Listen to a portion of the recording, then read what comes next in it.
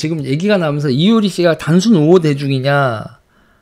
일단 우호 대중이긴 한데 이 히스토리는 한번 점검을 하고 넘어가자. 여러분 일단은 지금 있잖아요. 저는 그래요. 요번 총선에서 민주당을 박살내는 데 있어서 정말 중요한 책이 하나가 있다고 봐요. 이거거든요. 나는 통일 정치쇼의 들러리였다. 이게 잊혀진 책이에요. 권오홍 지음, 노무현 정부의 대북 접촉 비망록, 분단을 먹고 사는 통일 장사꾼들이 펼치는 7천만을 상대로 한 사기극, 그 전말을 낱낱이 파헤쳤다. 여러분 이거 우리가 다시 한번 쭉 돌립시다. 사서. 그러니까 저는 이게 되게 아쉬운 게 조금 전에 이제 이 얘기하기 전에 이제 윤미향 얘기했잖아요. 윤미향 얘기하면서도 아쉬운 건 그거 있잖아요. 무궁화 할머니 회가 이미 윤미향이 장사꾼이야라고 하는 얘기를 얘기했었어요. 무궁화 할머니가. 근데 그 무궁화 할머니의 얘기를 우파들이 감지를 못했죠. 감지를 못하고 인시화를 못 시켰단 말이에요. 자, 지금 있잖아요. 이게 왼쪽에서 나오는 얘기인데 오른쪽에서 동아일보사에서 지금 재조명돼야 될 책이라고 보는 거예요. 자, 이게 권오홍 씨인데요. 권오홍 씨가 대북사업가예요. 대북사업가고 안희정하고 이화영 등등을 북한하고 연결시켜준 사람이에요. 이제 많은 분들이 이제 흑금성 씨만 그분이 이제 또 이 박사와 이 작가의 EJ라는 그런 거 있거든요. 이 작가가 이제 이동영 작가 저기 왼쪽 있잖아요. 그 사람을 통해서 거기 방송 출연하고 그 진술로 영화도 만들고 해서 이제 그 노무현 정부의 대북 비사를 이제 흑금성 씨 중심으로 대중적인 서사가 많이 됐는데 저는 우파들 입장에서는 그 서사보단 이 서사가 훨씬 더 이 권오홍 씨의 서사가 요번 총선에서도 써먹기에는 딱 좋다. 네, 김슬이님 감사합니다. 이때 대북 사업가인데 북한하고 사업하면서 북한하고 맺어진 그 인맥들로 이화영, 안희정, 이호철을 연결시켜준 사람입니다. 북한 쪽 사람들하고 이화영, 안희정, 이호철을 연결시켜준 사람이에요. 근데 이 와중에서 그러니까는 이게 2006년 10월에요. 2006년 10월에 이 안희정하고 이화영이 베이징에서 리오남을 만나요. 그러니까 이 리오남도 이게 실명인지 가명인지 뭔지 모르지만 아무튼 리오남으로 불리는 그 남자를 만납니다. 2006년 10월에. 그리고 2007년에는 이해찬, 이화영이 방북을 해요.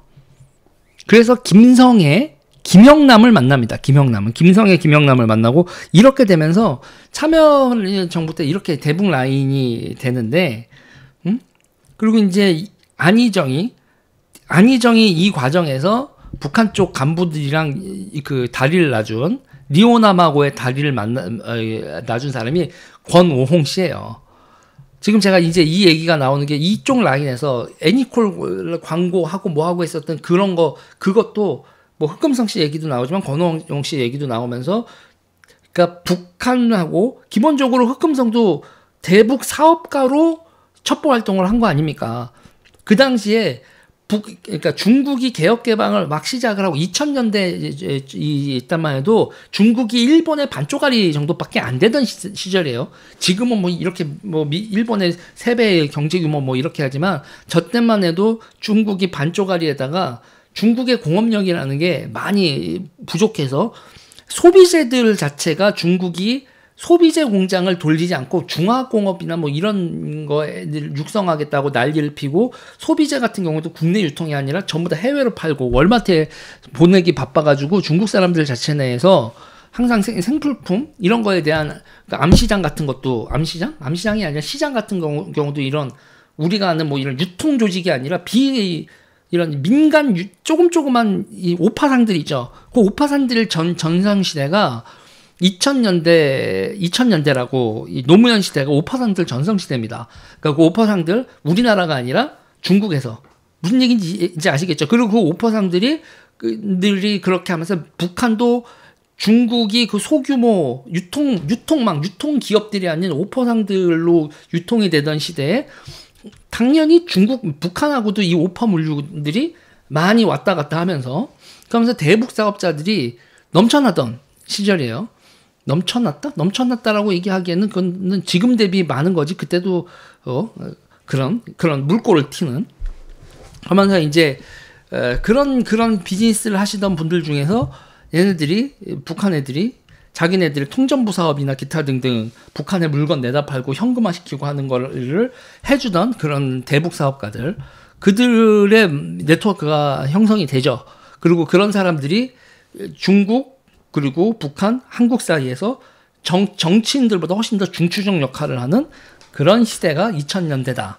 그리고 이제 그때 그런 거에서 남북이 협력 분위기 만들자 이런 얘기하면서 애니콜 광고, 그러면서 이효리 씨 섭외하고 북한 쪽도 해서 이거를 메이드 했었던 기획자들도 이런 북한 함중이를 오가는 오파상들이었다. 그렇게 얘기되는 거예요. 그리고 이제 이때 사람들이, 이분들은 여러분 장사하다가 돈 벌고 뭐 하다가 이렇게 뭔가 나란 일을 갑자기 한다라는 건 여러분 사람 중에 이게 띵하게 오는 게 있거든. 그렇게 해서 또 정치인들이 접근을 하는 거예요. 나란 일, 큰일, 역사적인 일 한번 해보시지 않겠습니까? 라고 오는데 얘네들이 그게 진심이 아니라 자기들 선거용에다가 자기들 뜨고 싶은 욕심. 그리고 이제 허황된, 되게 이제 장사하시는 분들 입장에서는 통일도 실무로 접근을 해야 될 거 아니에요. 근데 얘네들이 이데올로기적으로 접근하고 어떤 통일 실무나 이런 거는 전혀 보이지 않는. 그래서 이제 이것도 이제 지금 제가 얘기하면서 본 건데, 이런 게 이제 형성이 되죠. 이화영, 안희정, 이호철의 대북 라인이 이렇게 이제 형성이 되는 겁니다. 요런 오퍼상들하고 요런 분들, 오파상을 위장한 간첩, 이런 형식으로. 그래서 이제 쟤네들한테, 북한 애들한테 접근을 하기 위해서 여러분, 이거 안호영 씨 얘기 아니고 약간 흑금성 씨 얘기를 하면은 일단 명품 시계 있죠. 남자들이고 왜 그런지 몰라. 아니, 그게 뭐 롤렉스 시계가 그렇게 난리야? 그러니까 북한 애들한테 시계 하나, 명품 시계 주면 애들이 자지러진다는 거야. 이 빨갱이 새끼들 명품 좋아해. 5천만 원짜리 시계를 차면 이 새끼들아 갑자기 내가 당신을 위해서 빤스라도 내리겠어요. 뭐 이렇게 되는 거, 이런 공산당 간부 새끼들. 아무튼 그랬다는 겁니다. 그래서 그런 식으로 영업하고 뭐하고 이러면서 관계 트는 게, 북한 고위층하고 그 관계 트는 데는 그 롤렉스 시계면 아주 간단했다는 거예요. 그게 그렇게 어렵지 않았다는 겁니다. 등신들. 아무튼 그런데 여기서 보면은 이화영이 아무튼 2020년에 총선에 나갈 때요. 총선에 그 경선 나갔다가, 그러니까 이화영은 여러분 있는 이해찬 새끼잖아요. 이해찬 애 새끼. 이해찬의 새끼잖아요.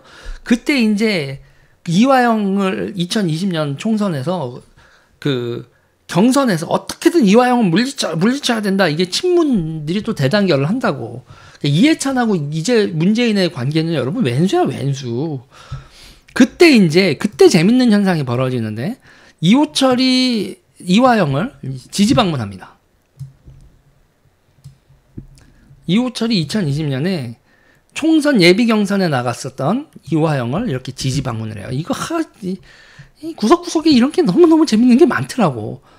그래서 이제 이호철하고 이화영은 여러분 어떤 관계다? 대북 라인을 같이 만든 관계다.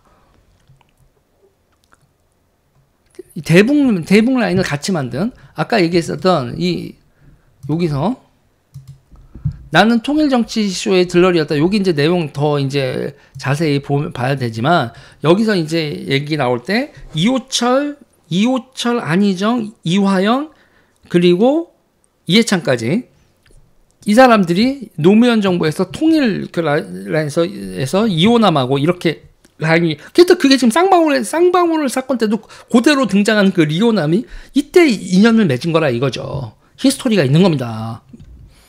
자, 문제는 있잖아요. 문제는 이화영이요. 이화영이 문제의 중국 단독 출장을 갔을 때 이호철이 뭐라고 있었냐? 이호철은 2018년 8월부터 2019년 8월까지 1년 동안 지방선거, 그때 이제 뭐가 문제였냐면, 부산은 오거돈 밑에 있는 인간들은 사실상 다 이호철이다. 그러니까 이호철이 실질적인 부산시장이고 오거돈은 핫바지다. 이런 얘기가 쭉 나오니까 2018년에 그리고 이제 2018년에 문재인하고 이해찬하고 정면 충돌을 한다고요.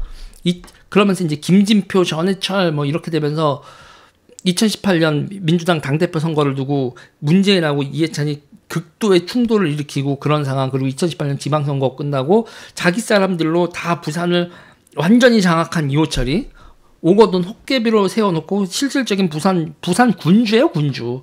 부산 군주가 된 이호철은 세상의 눈을 피해서 어디로 가냐? 중국으로 간다고요.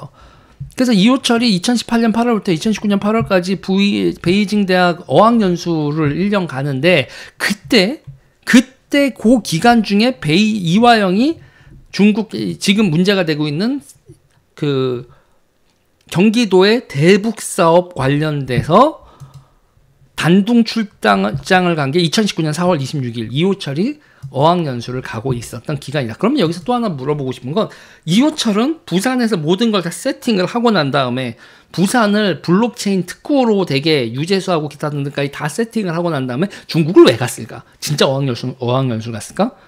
그리고 이호철이 중국에 가 있는 동안에 그런데 그때 이화영하고 쌍방울 기타 등등은 경기도를 장악하고 북한하고 빌드업을 지낸다? 그러면 여러분 있잖아요. 이 북한하고 이화영이 왔어요. 이화영이 다시 이렇게 출세를 해가지고 경기도 평화부지사다 뭐다 해가지고 쌍방울 뭐 이렇게 끼고 와가지고 북한 사람의 리오남을 만났어. 그러면 리오남 입장에서는요. 아이고 이우철 선생은 잘 계시오. 아이고 안희정 선생은 감봉 그렇게 됐던데. 응? 아유 우리가 10년 만에 다시 만나는데 아유 그때 그 남자들 중에서 지금 안희정은 저렇게 되고 이호철 선생은 어디서 어떻게 지내는지 모르겠네 라고 하겠어요 안 하겠어요? 그렇잖아요. 그러면 여기서 이렇게 고발을 하든 남북 정치꾼들의 그 추잡한 행동 등장인물들 나는 통일정치소의 들러리였다 여기에 등장하는 인물들이 그대로 쌍방울 그렇게 다 멤버들 그대로 등장하는데 이호철만 빠졌을까? 아니면 이호철은 훨씬 더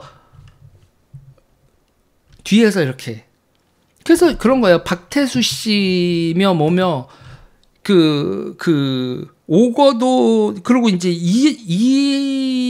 이재명하고 이재명의 사람들을 여기 자기 사람을 박태수 씨를 비켜주면서 뭐였더라? 정영철 씨인가요? 그렇게 하면서 기조실에 있었던 사람까지 이 부산에서 박아주는 이호철과 이재명의 끈끈한 네트워크가 그게 이재명하고의 네트워크일까? 아니면 이화영과의 네트워크일까? 저는 이화영하고의 네트워크라고 봐요.